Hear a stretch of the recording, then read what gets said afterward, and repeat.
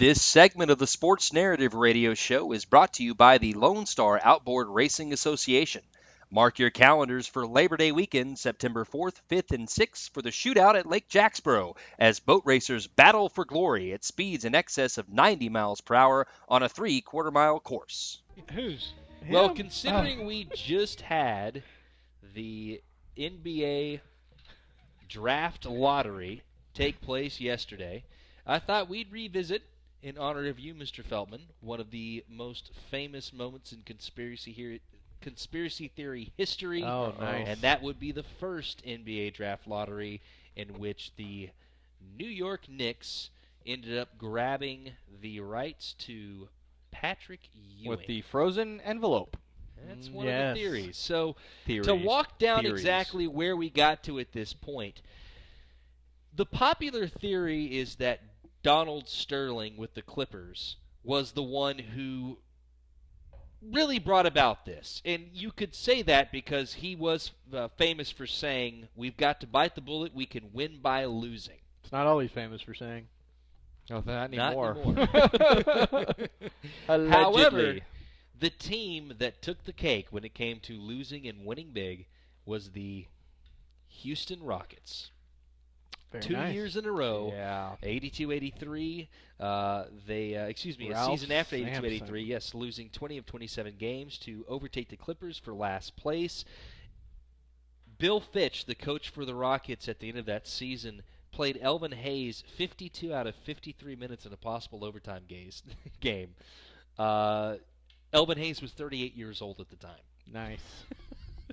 And how did that work out for them? On. Because they actually used that pick to get? Akeem Olajuwon. Kinda did okay. So the owners, they were sick of it. They basically said they were besides themselves with anger and frustration, and David Stern was the young commissioner at the time, and he said, we're going to put a stop to this. We are going to make sure that we have a draft. We're not going to give it to the worst team. And it didn't necessarily go to the worst team. The two worst teams had a coin flip, and that's how it decided. So they decided that they were going to go ahead and have that draft lottery at the end of the season. And to give an idea of how big a deal that was, not since Lou Alcindor left UCLA. And Mama called him Kareem. I'm going to call him Kareem. There had not been a 7-foot, 240-pound center as dominant as Patrick Ewing leaving Georgetown. And this was the time in the NBA where that is exactly where your bread and butter came from, was Absolutely. that big man in the middle. Yep, when men were men and didn't touch boys. The other thing, It's good. yeah, you wanted that one off mic. It's good. The other thing was that the NBA had a pretty big TV contract deal expiring and coming up. And that's where Thank you, Magic Johnson, Larry Bird. the conspiracy theory comes for. It was a $91.9 million deal with CBS that was expiring at the end of the season. And at the time, there was even talk that they would contract 6 of the 23 teams in the NBA. Should Wow. have done it. That's where things were. So when you look at everything, it really does feed into that conspiracy theory of where would it make the most sense to have this big collegiate center playing. New York market. Where it falls apart is when you look at the details. This isn't the NBA draft lottery of today. Whereas the NBA draft lottery of today, your teams that don't make the playoffs, they get X amount of ping pong Yeah, balls. it's all weighted. It's all sequenced. It's bingo. And now that's even changed to where only the top 3 teams have a chance to get the number 1 pick. It used to be it could be anybody. Well, right near the 7 non-playoff teams had an equal chance of 14.3% of winning the draft. It was equal across the board. Right. So it wasn't weighted again because they were not looking at weighted at the time. Again, they were looking at teams that were losing on purpose, so they wanted a level playing field. Where they made a mistake was that this thing was thrown together very hastily. This wasn't like a production like you have today. This was thrown together in a hotel in New York. One of the reasons why they used envelopes instead of ping pong balls was they were afraid that they would have 7 ping pong balls in this machine and that during the production they'd fall out of the machine. And get caught. Wow. No, that they would that it would just be a disaster on TV. Again, this wasn't the billion-dollar entity that was thriving.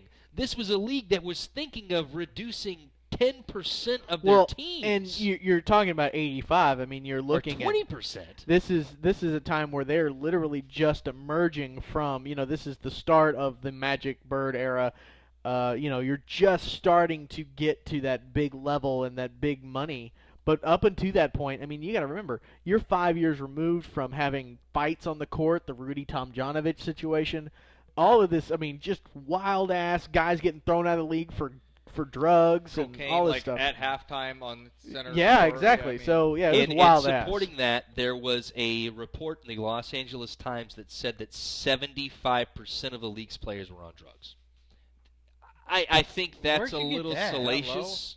Yeah, did you just pull that out of your head? No, that's it. 82 Los Angeles Times story reported 75% of players were on drugs. I think again That's a I little don't- low.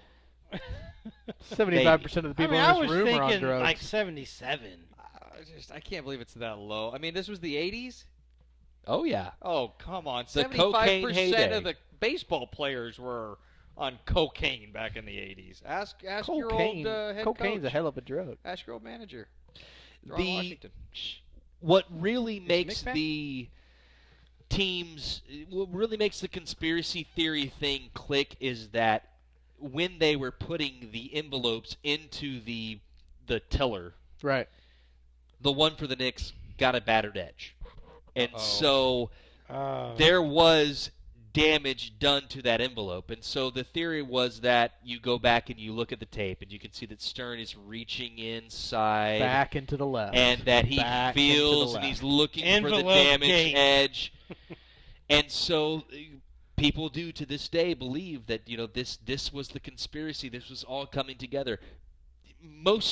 Almost all of the owners say that while at the time Badge say man. that I while think he did it. they can understand why this theory is so popular, they really don't give the league that much credit. they say, And that's where most conspiracy theories fall apart. Yep. Is because the bigger something gets, the more likely it's just people being stupid. And things like that just fall apart. Yeah. And so, do you believe that this was, a grand conspiracy, or is it more because it was a hastily thrown together production at the last minute where they were worried about, again, using big envelopes with cards as opposed to ping pong balls or some things that could fall out of the tiller at the time?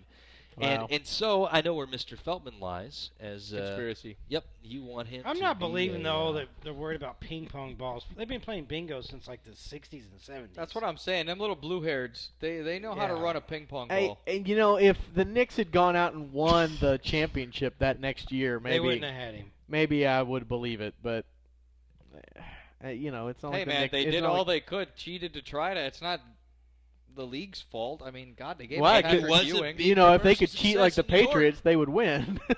Find more by subscribing to this channel and visiting us at www.thesportsnarrative.com. Join us every Wednesday at 9 p.m. Central for a live edition of the Sports Narrative Radio Show hosted by Xena Communications.